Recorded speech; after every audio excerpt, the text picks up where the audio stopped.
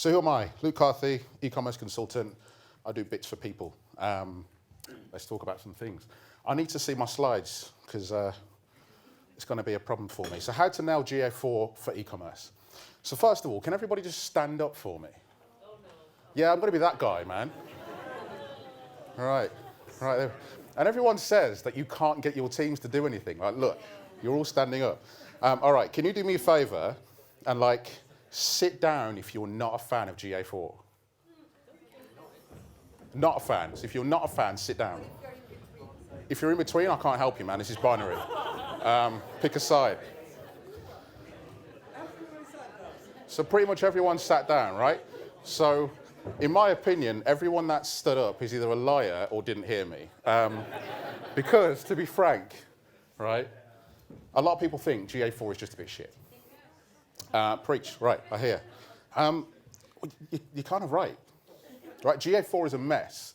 And right now, Resignal are like, shit, is this guy really come on stage just to kind of slag GA4 off for 20 minutes?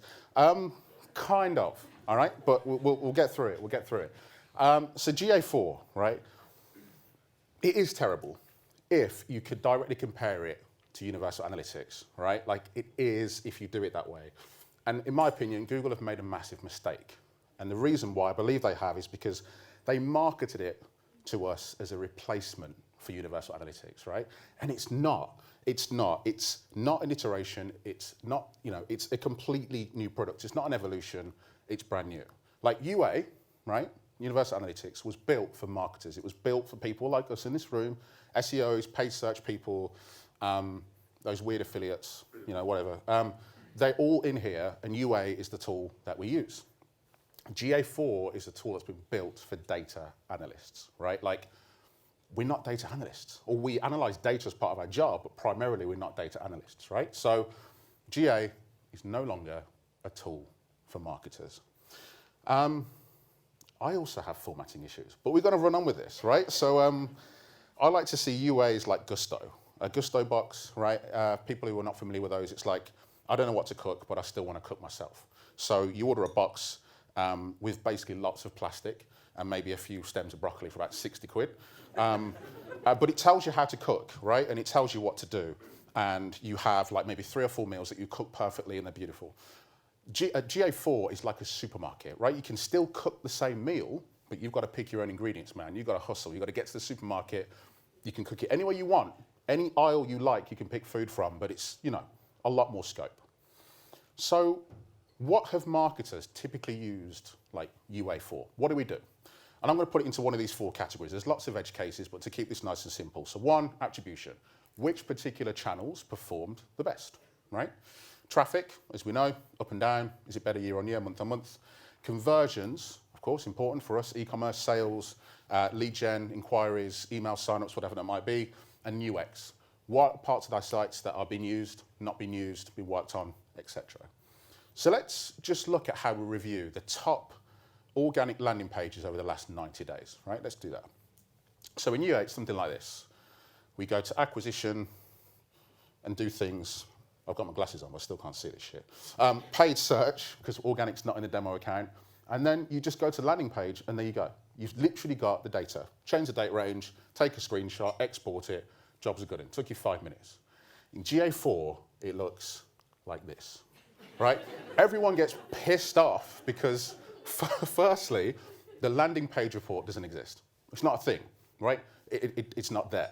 The data's there, but the report is not there. Then you need to go and build the report, right, which is probably about 20 minutes and lots of swearing. Then you need to add that new report to your navigation, right? And then you have to work out whether other people in the same organization as you can see the changes you've made, right? Then you need to create a filter for the organic channel, right? It's a ball ache. If you are interested in doing this, by the way, because landing pages are quite important, there's a great tutorial here. I could not take credit for this. I did not make it, but it's wonderful, it's concise. But it's about 3,000 words long, right? And this is the epitome of why GA4 is a pain in the ass.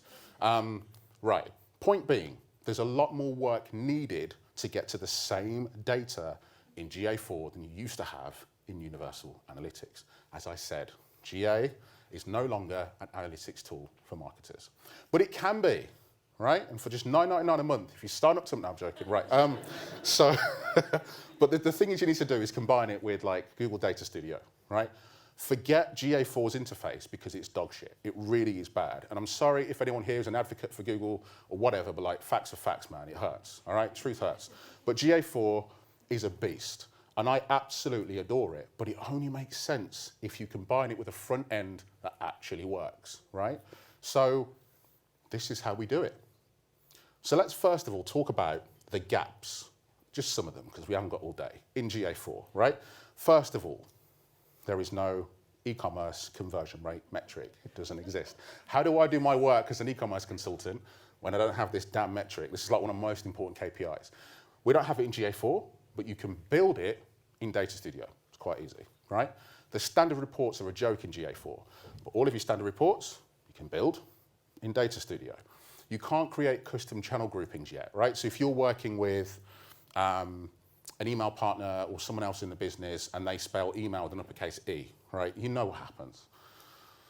Well, guess what? You can do that in Data Studio, right? It's not possible to have views in GA4. We know this. Personally, I don't really agree with views. I think they make things a lot more difficult, but you can do that in Data Studio. This thing here, which all of us use, right? We all recognize this if anyone's used UA before. It's great, it's helpful, allows us to really get down into granular data. It's gone. GA4 would just get a basic search box, which is the irony of Google right there. So you can't annotate line graphs, right? So you know, if you've done a new site launch, you've released something cool, something clever in UA, you throw it up, put it in, they're good. But in GA4, you can't do that. But you can do that in Data Studio. Data can take up to 24 hours to update in GA4. This is painful. I don't have a fix for this, guys. I'm really sorry. But now let's take a look at the gaps in Universal Analytics. So it's slow to load reports. You know the kind of left to right bar that happens? And you wait about 60 seconds, and then you think, shit, what was I here for? I can't remember what I was doing. It's slow, right? And then sometimes you get that weird error with the EX00, like you're supposed to know what the hell that means. It's slow, right? Heavily limited custom definitions, and custom definitions are the epitome of what we need in e-commerce to make our data make sense. And I'll talk about these in just a little bit. UA, we don't have many of them unless you want to hand over a lot of money for GA 360. Exporting more than 5,000 rows is a pain in the ass, right? Now, it may be 50% of cases you don't need to do this, but if you really want all the data from UA, it's hard. GA4, you don't have this problem. Bounce rate is rarely accurate. In all the times I've looked in UA, maybe 1 in 3 has an accurate bounce rate, but then who cares? Like bounce rate is a really kind of broad, a metric we like to talk about as SEOs to fill some time, right? But what does it mean? Well, it's a percentage of things, right? But like, all right, cool. And then UTMs are really annoyingly case sensitive, as I spoke about before. UA, it's just the way it is. This is the one that gets me about UA. The data itself is massively sampled. The bigger your data set, right? If you work at a big brand, you're going to have a big problem. So if you want sharp data, if you want precision, UA is not going to give that to you. I'm really sorry. And user reporting, right? We all want to know about users and conversion rate per user and ROAS and all these kind of whatever acronym of the month you want to use. It's flawed. UA user reporting is broken. It's old. It's outdated. It uses cookies. It's a problem. Where GA4 is miles ahead of UA. Let's talk about that. So first of all, here's a really specific example. It actually makes a lot of sense. Multiple conversion events per user. So the first thing I'm going to walk because I can't really explain this one very well. So if I walk, it allows me to kind of just focus.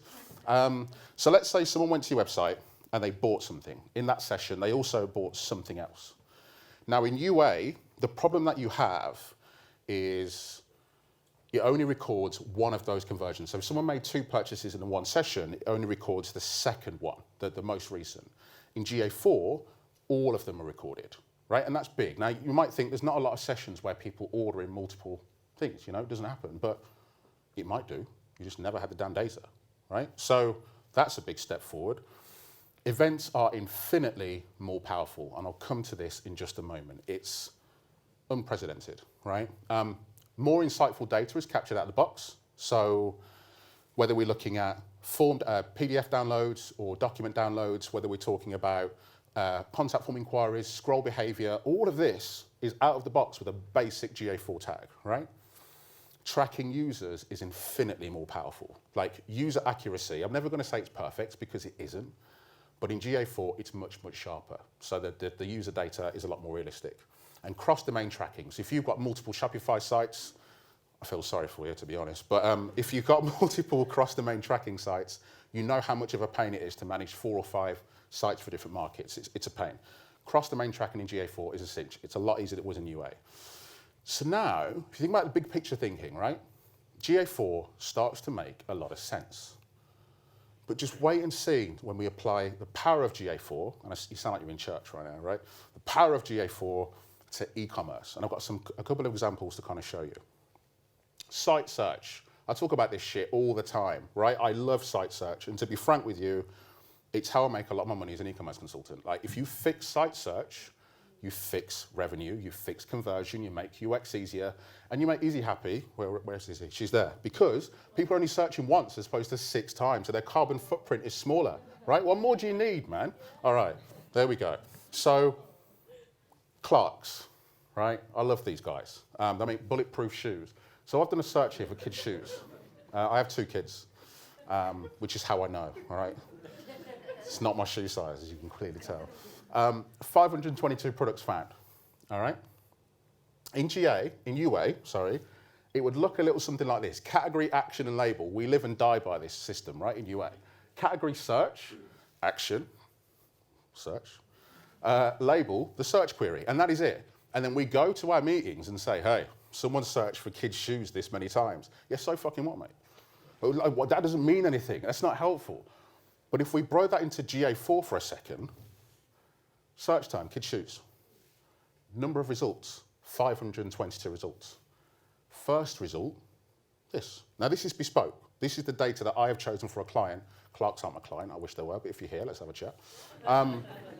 522 results, and that's the first item. Now, this is powerful, because this says to me, I've now got context. I can now see that people are searching, and then I can go away and create a report like this in Data Studio, right?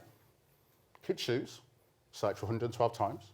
Women's shoes, 208, men's shoes, 286. Number of results in the 3rd column, and then the last column, we've got the first item. Now, the first item here for kids is great, it's fine. Denim shoe makes sense. Women's and men's, socks. And this is real data, by the way. This is actually off the Clarks website. So I've gone to Clarks to look for shoes, yeah? And you told me the first item that I want to see is socks. I just feel like that's not right, especially if I've searched for women's shoes, right? So this is now data you can do stuff with. And this is the power of GA4. No more category, action, and label and just hoping that that makes sense. So how about a bird's eye view of the stock of every single item on your store, right? And this kind of taps into a Regis presentation on your your stock planning, right? So when sales, so what we do as marketers, whether we're in SEO or paid search, we overcomplicate things, right? So what we do is you'll have a client email you and say, right, so my kids' shoes in denim, the sales have fallen by 30% this month. What are you going to do about it? And then what we'll do is we'll panic, right? We'll go into Google Search Console, we'll look for some incredible data to prove that they're wrong, and then we don't. We spend 2 hours potentially looking for things. Did anyone check if the thing was in stock? Like it's honestly, sometimes it's the most simple things we forget to do. So if you were measuring stock in UA, it would look like this. Category, product, action, let's think of something that's useful here, stock check, and then label out of stock. GA4, completely bespoke event. We've got the name of the item, the brand, which is Clarks, the stock status, which is out of stock, and whether it can be back-ordered or not, right?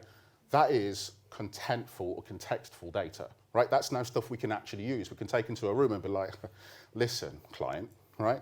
The reason why sales are down 30% is because of this graph right here, right? So we then say to the client, well, 96 people this month saw the product and it was in stock, but actually 612 people saw the page and it was out of stock. So the reason why your sales are dropped, mate, is because you need to sort your stock out. It's not our problem. Mic drop, out you go. Where's my retainer, right?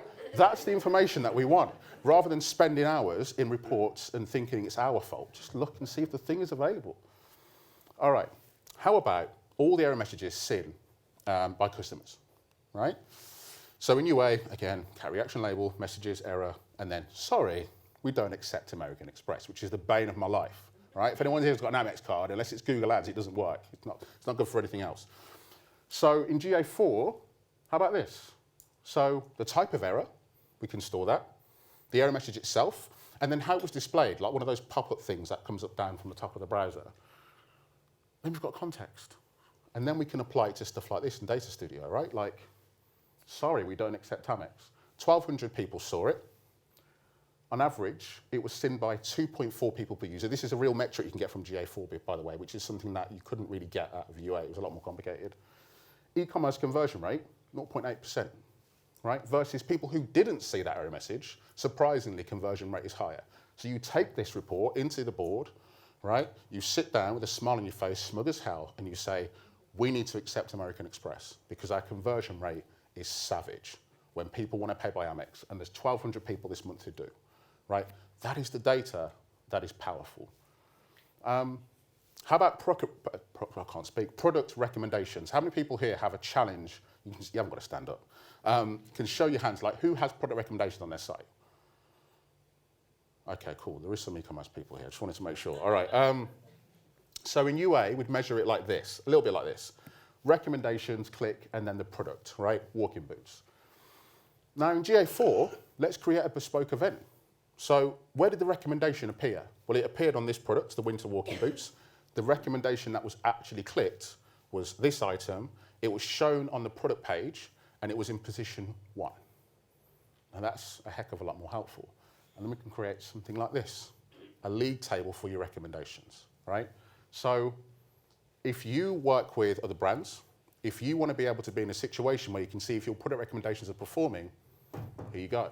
You've now got a league table from 1 to whatever, how many people saw them, and where they happened. And you could extend this out as much as you want. Add conversion rate, add revenue, add what you want. But that's the beauty of GA4. You have this Lego set, do whatever the hell you want with it, right? But UA did it for you, and that's the problem.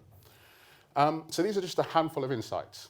I've got a couple of minutes left that you can build in GA4. So now you have a decision to make, right? Not necessarily today, but like soon. 1, switch to GA4 if you haven't already. Can I just say that the auto-migration feature is horrendous, all right? Google tried to promise you that they're going to do all the hard work for you, just tick this little box. But if you want to move away from the category, action, and label model, you have to do it yourself. Because all that happens in the auto-migration is category, action, and label, which is moved to GA4. And then what's the point? Like you're just carrying the same old data. So do it properly. I've written a blog post on it. The link is here. And like, it doesn't tell you how to do the migration, but it tells you why the auto-migration isn't ideal, right? And why you should consider doing it properly. 2, switch to something else, whether it's plausible or whatever. Or 3, just pretend it's not your problem, right? But like, let's be honest, we're SEOs, we paid search people. It is our problem, whether it's directly or indirectly, right? I'd like to throw a 4th option at you, which is switch to something else, potentially, if you want to, and use GA4. Because let's say you go to, say, plausible for $100 a month or whatever, and then 2 years pass by, and Microsoft buys them, right? This shit happens, right? And then you get told, oh, remember that 100 quid a month? Well, it's now like 6 figures a year, bro. So, you know, what do you want to do? So the beauty of using GA4 in the background is even if you don't use it day to day, if you decide to switch to another provider in 2 years' time, you have that data just ticking along in the background, right? Rather than a massive black hole. So use both. And here's how to make GA4 fit for marketers in the last minute. Stop using GA4's native interface because it's dreadful. It's not great. It's bad. It's poorly designed. I don't think it's finished. It's difficult. Like, that's the thing of GA4 that makes GA4 bad. But the actual data model, the way GA4 works, is incredibly powerful, but Data Studio is really where you need to be. Build your own dream reports in Google Data Studio. Look, I know it's called Looker, and I bet some of you here are like, I can't wait to tweet him and say it's Looker. I don't give a shit, mate. Looker's a terrible name, right? And everyone in here knows it, so I'm calling it Data Studio, okay? All right, I'm going to show it for this meme because I love it. But this was my last presentation. I featured this, and I would love to be in a situation where me and Izzy can work together and kind of reverse this, and maybe have like the monkey running away from the little girl because GA4 is just now better, right? Maybe one day. So I've got a newsletter. I'll be ranting about GA4 some more and giving some more tips out. So sign up to that if you haven't already. I am Luke Carthy, and I am sweet bang on time. So.